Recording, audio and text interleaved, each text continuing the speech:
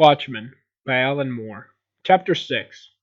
Battle not with monsters, lest ye become a monster.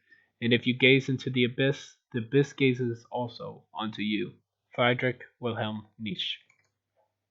In this chapter of The Watchmen, we get a glimpse into Rorschach's previous life when he was the more commonly known Joseph Kovac. Within his stories, we learn a lot about how his character was developed. We start off by learning about how he had a mother who was in prostitution, and in one instance he was brutally beat by his mother due to his failure to uphold her business.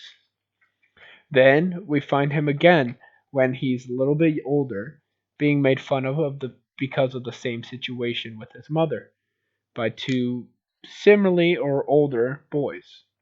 He then goes into his first violent act and grabs a cigarette butt and puts it in one of the kid's eyes. He then tells of his story in 1956 at 16, in which he worked in the female clothing industry. He talked about one specific dress that was ordered by a woman that he absolutely loved, but the woman didn't at all. She left the dress there and never came to get it. And then 2 years later, was she that same woman was found dead. She was killed, raped, tortured, and killed in front of her apartment building, where nobody came to help her, and some even dared to watch while it happened. Rorschach was very displeased with the way society handled this, and thus started becoming a skeptic, a cynic. He then talks about how he finally got into this hero business or crime fighter. He said that he was in Rorschach then, that he was still a Korvac, but pretending to be Rorschach. He was soft and wouldn't kill any of the criminals he fought. He describes his relationship with other heroes such as Night Owl, who he was a partner with. They fought gangs and were overall a fairly good team. He also speaks specifically about the comedian, who now he admires. He finds himself as he finds the comedian as uncompromising and didn't care if people liked him. That made him admire him. He speaks then, when he sees the ink blot again, about what the big shift in his character after becoming a hero, the shifting point in which he becomes Rorschach. Rorschach describes his experience when a 6-year-old girl was kidnapped. He finds the perpetrator, goes inside his house, and finds many clues to her whereabouts. She finds a piece of clothing in a furnace, and then finds a bone that was still had some meat on it, with being eaten between two dogs. He then deduces that the man who kidnapped the girl had figured out she wasn't from a wealthy family, and thus he decided to kill her in what seems like the least humane way possible. Rorschach, enraged, goes outside and kills the dogs, cleaving both their heads in. He then waits for the man to return. The man returns, drunken, and he throws the dogs through the window, knocking the man over. He then grabs the man, ties him up, and then spills kerosene everywhere while leaving a bone saw in front of the man, giving him a choice on how to get out. He then steps out and watches the whole building burn. Through this whole process, the psychoanalyst was contemplating on everything that Rorschach was mentioning. At the beginning, he felt as if this was some way to boost his career. And as we go on, he starts wondering if Rorschach is at all telling the truth. He starts thinking, there's no way this can be true. This man has way too dark of a view on what the world is, and it's full of good people. But as it moves on, we also start seeing super dark, and I'm relating to Rorschach more and more.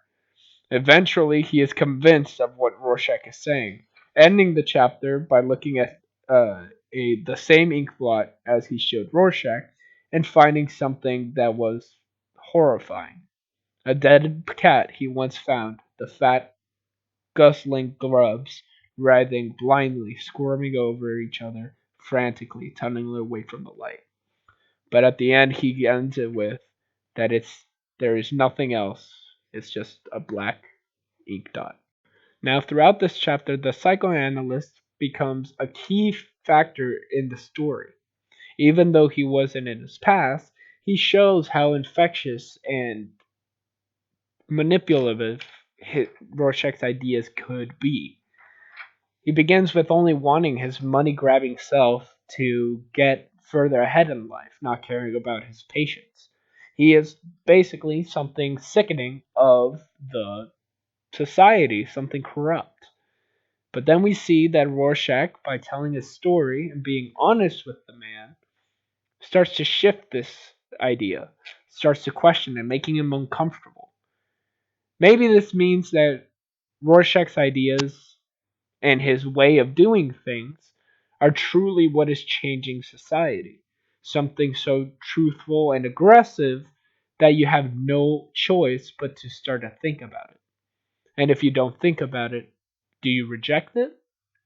I think this is something that the psychoanalyst is struggling with as he does all these case files and studies on Kovac. Frederick Wilhelm developed the Apollonian view and the Dionysian view.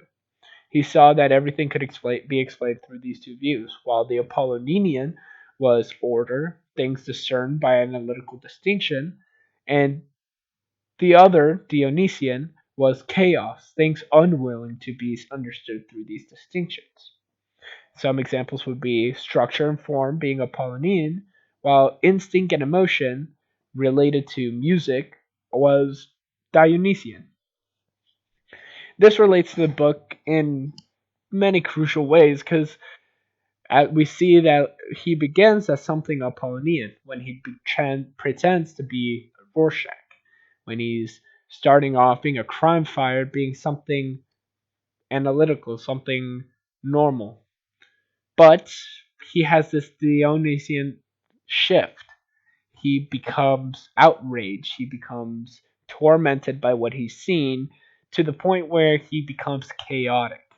He finds everything logical, which is his rational thinking, but he's also chaotic because his emotions are overtaking him at the same time. There's also a reoccurring thing with silhouettes.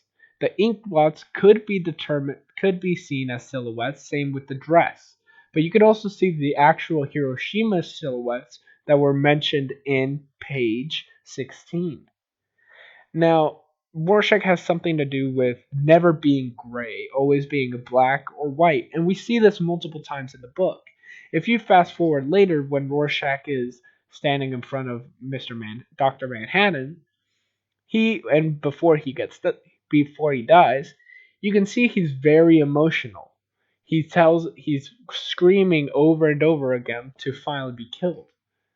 Now, and you see Rorschach every other time, and especially in this chapter, he has a very serious look to himself.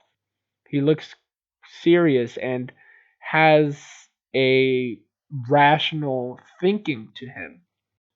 So he's always one or the other. He's never in the middle. And that's something that he emphasizes as being beautiful.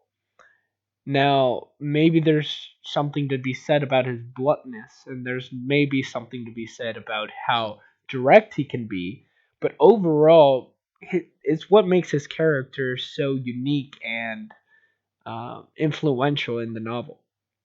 Now, looking through the chapter, I was trying to find anything that could relate to either further or past in the book. Now, I found in page 15 a big shift in his character, where Rorschach wasn't really Rorschach. He seems to have still the same violent tendencies.